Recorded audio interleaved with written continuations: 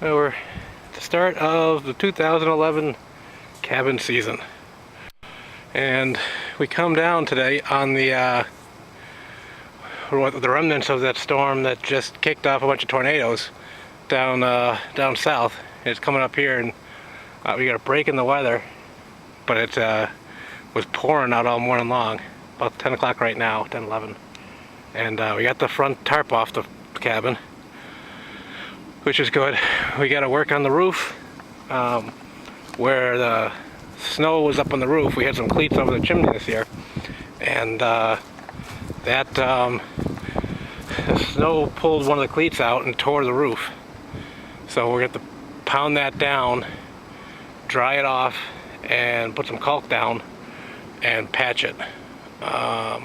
It's not leaking. It pulled it up so that all the edges of it are facing up, and there's no drywall damage on the inside, but I'll get up there now, patch it, and I don't know, for next year we're gonna have to make sure we get the cleat in a better place.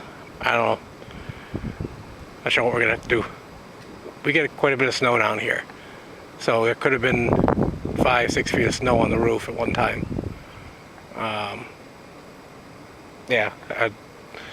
We're just starting to now have no snow, which is late. It's April 16th, day after regular tax day, and way in the back behind the pole barn, you can see our last little bit of snow, that white over there. So we patched the roof above. We had some extra red roofing, 2 sheets of it that matched the same pattern that we had. So we cut a 1-foot section and cut 2 ribs off of it and a little bit of extra, and then installed it way up above, pulling the existing screws out and screwing through, and then adding some on the ends, and then filling the tear in the roof with some caulking we had. If that doesn't hold up, then we can always peel the roof back and replace the sheet or 2 that needs to be replaced. I think what we're going to end up doing, though, is we put these up for keeping the snow up, and there was absolutely zero give. So when the snow load got heavy enough and was sliding, it pulled out and tore the roof, even though it was in wood. The weight of the snow was too much for these. So I think what we might do is we have this stainless steel over here, and I think the stainless will bend more than pull. So I think what I'm going to do is cut these into 6-inch sections and put a couple courses of them above, and if they bend down in the spring, I come out and bend them back up. I'd much rather have that than tears in the roof. There's no water damage on the inside.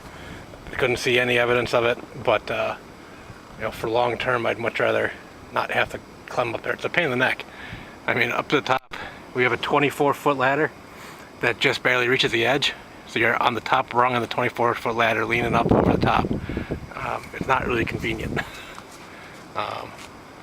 So if we can avoid having to work up there, it's better.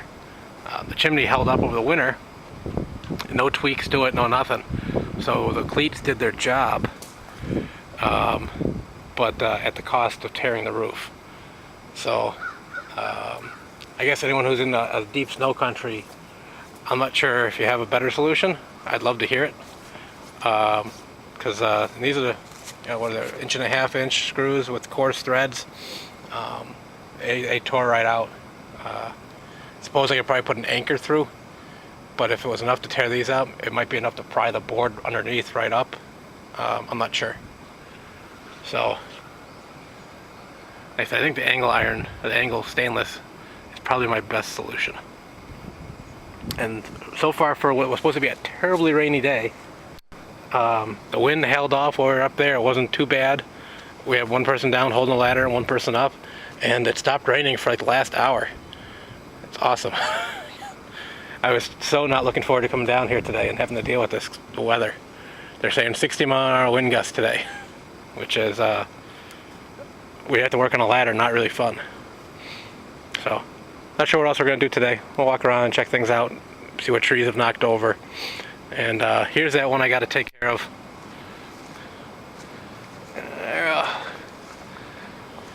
Right over here.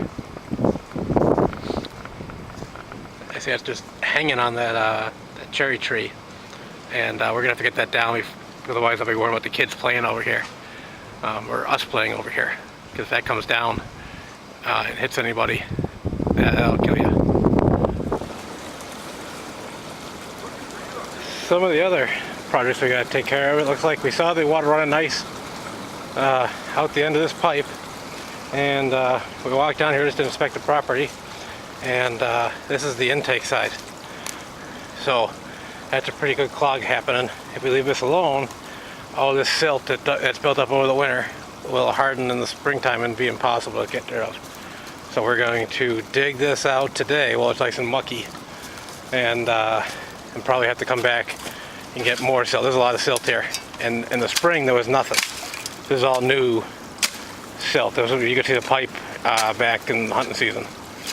So now we got to find the pipe and clean it all out. I'll do an after shot after we clean this thing out. That's better. So about 8 to 10 inches of silt built up and debris. I still see it over there. That smooth spot across there is all silt still. But we get it cleared down below the pipe, and it's now flowing pretty quick through the pipe, so it should wash all the crap through. This is the type of stuff we have to do each spring. And there's what we yanked out, that nice smelly crap. That rotting leaf, just putrid smell. But like I said, if you leave it till when this dries up, pretty much in August, this is seasonal, you might get a little bit of a trickle, but not too much. And that stuff will be hard as a rock come then. Requires dynamite to get it loose. But yeah, you can hear that wind buzzing today.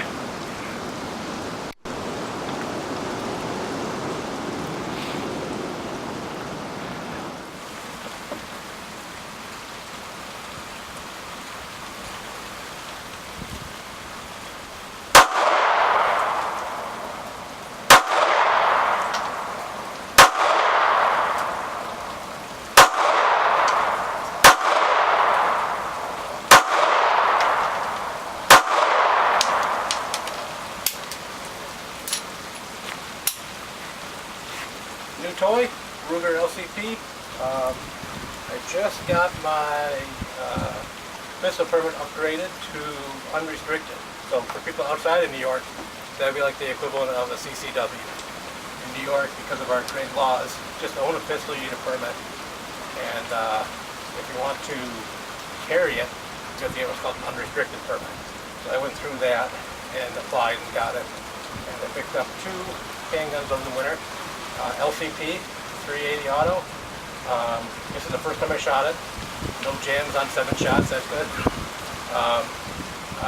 Based on all the reviews, I expect it to be a good gun. I picked up a Desante holster, and that's what I'll be using, a pocket holster. Next time I'll be shooting a Glock 26 that I picked up over the winter. Oh.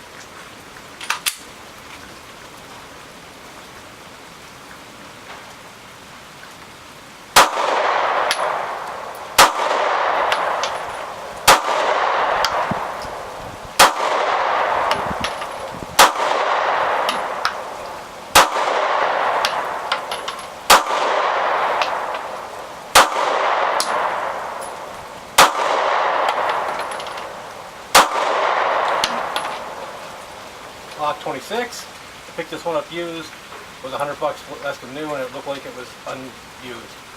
I looked it up online. It looks like it's about 2 years old. Again, this is the first shots I've taken on it. I had picked it up looking for something that was 9mm that I could buy the pre-banned magazines for, and I have some of those coming. We're still a banned state, so you have to get pre-94 mags in order to go over 10 rounds. So I have some 15s coming with +2 base plates, so there'll be 17 rounds. and a buddy of mine has a Glock 19 and really liked it. I just wanted to go one step smaller, has a smaller hand grip, so for inside the waistband, I think this will be good. I have the magazine with the finger lip. I have one without. I'm not sure which I'll prefer yet. Still kind of, this is the first 10 shots I've taken with it. I like the way it works. I like the trigger. I wasn't sure I would. It's different than my M&P, but I like it. So I'll probably put a couple hundred rounds before I decide how I'm going to carry this one. Probably beside the waistband, crossbreed style holster. But I'm probably not going to be carrying this much in the summertime because it's a little bit big, a little thick. And I think the Ruger LCP makes a better concealed piece for during the summer when you have to wear t-shirts and stuff in the pocket. So, even though you can't probably tell too much, the weather held off just long enough to take care of what we need to take care of.